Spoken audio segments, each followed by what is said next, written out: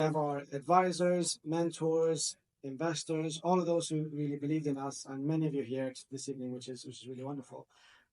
You know of the very many happy stories and memories that we've shared. I'm going to share with you, and there's too many of the ones. Most of it, if not all of it, was happy memories. I'm going to share with you my most unhappy day at Onfido. I've never shared it before, and because that one is not only a standalone day for me, it's very vivid, and it's a fundamental part of our pivot. And that was, if I go rewind back to when we were just starting still at university, we knew that we felt identity verification is going to be done in a different way. It should all be done online. You're going to need your ID, facial biometric to get that happen. It's terribly exciting stuff.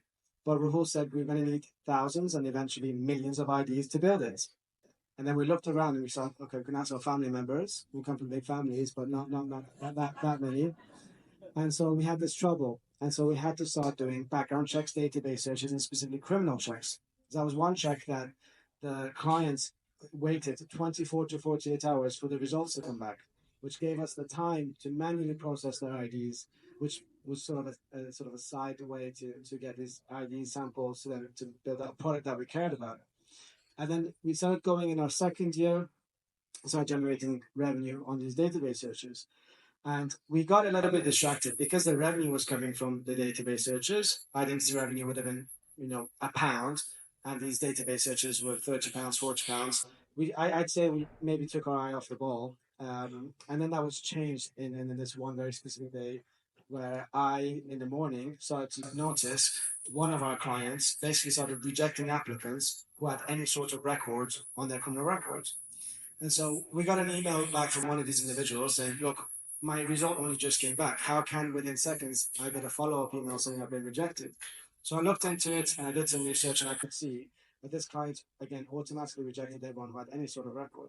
So I did some work on it. I went and met that founder later the same day. And I said, look, like, you can't just reject anyone for any record. Like, there's 9.2 million people in the UK with some sort of record. And you can see this specific individual, they did something when they're 18, they regret it, they're sorry, they've sort of done their time. But there's no reason why they can't play a key role in sort of what you're doing. But the answer was no. In this case, hey, no, we've got too many applicants, we're sort of automating this and so on. And on my way back to the office, it was such an awful feeling because we'd built a company that was blocking people from access. And that was particularly frustrating because at the outset, the ambition was to build a company to grant access, and without intending to, we sort of ended up in the wrong direction. So we had a joint meeting that day. We decided, come hell or high water, we're going to sunset and sink I call it the crappy database business, and do whatever it takes and take on the identity business. And at the time, identity was tough. We had 2 or 3 competitors that had a head start, but we believed in our approach. But at that point, I would say the mission became twofold. One was the world we want to create, and second, the world we want to escape from. And I think that we actually started working harder from then on. And the real privilege is we wouldn't have gotten there without all of you. And it's fun being on stage again. I don't normally like public speaking. I don't normally like crowds. There is a difference here because I genuinely feel that when we're together, at least I feel we are invincible. And now I feel that the way I felt every week when we were together on Fridays, where we genuinely felt absolutely invincible, we could absolutely do everything that we wanted. And that is absolutely because of all of you. And this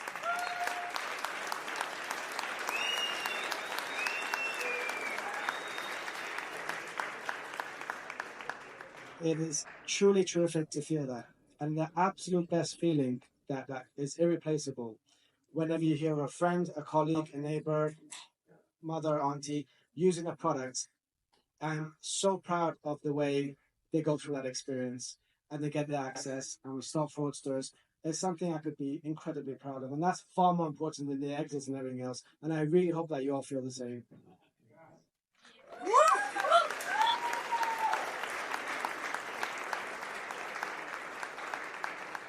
As both Eamon and Rahul mentioned, for us, the journey was just as important, if not more important. And there are good times and bad times when every company sort of has them. Maybe in an alternative universe, it'd be us acquiring Entrust and not the other way around. And maybe it would have been the Entrust CEO coming and thanking his employees for their hard work. Uh, but such is life, and again, it certainly is a celebration. What we need to do now is make sure that we are the best success that Interest has ever had.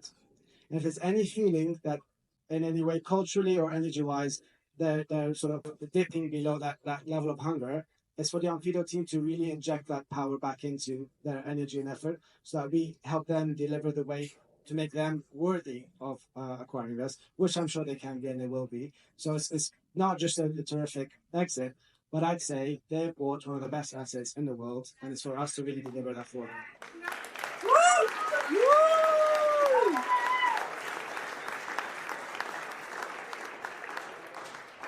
So I shall let you all in a minute get back to drinks. We have the bar until 8 p.m. I know that we are now a community. We'll be working not just on the LinkedIn alumni group. We're going to set up another alumni group and essentially keep working closer together.